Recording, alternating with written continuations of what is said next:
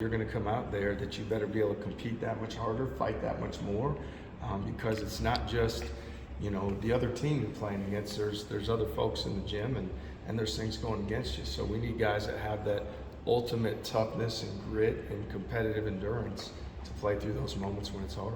Does that mentality help as the moments get bigger and the challenge of kind of lingering in a big moment can creep in? I mean, just that, and the habits you talked about, just that repetition throughout the season can pull you out of those things and just get you back on the next task.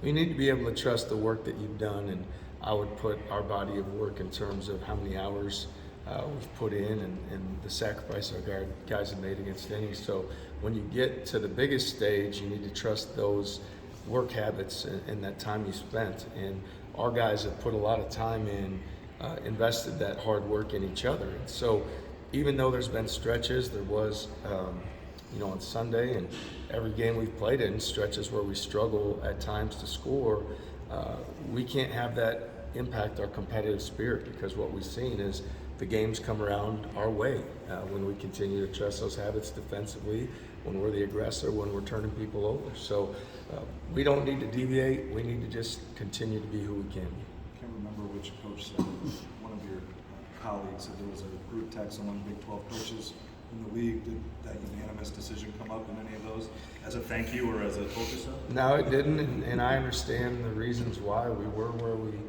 picked where we were. We had a first-year coach and a lot of new players and guys that hadn't played together, so that's to be expected. It's helped fuel our unity. It's helped fuel our every day when we work and we challenge our guys. It's something that we continue to call upon, and again, now we're past all that. It's trust our work habits, trust the habits we built, but there was a little bit of extra pride and sense of urgency as we built those habits early in the year, based on nobody had much belief in us outside of us. TJ, you mentioned how Miami doesn't usually turn it over that much. Wisconsin had a similar blueprint. Obviously, you guys forced them into plenty of turnovers. What do you look to kind of replicate from that game plan from Sunday? Well, we always want to be the aggressor. We want to have great ball pressure. We want to speed people up, cause them and force them to make plays under duress at a speed faster than what they make night in and night out. Now, we're fortunate to have a lot of guards that are able to get after the ball and pressure it, and then have the instincts and the rotation skills off the ball. Our frontline guys have been effective communicators, so that's also helped us in that endeavor.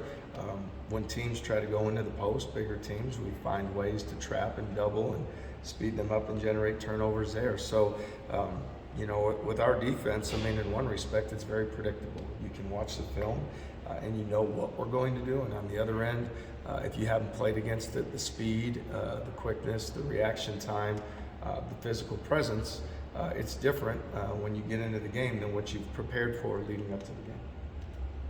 Thank you.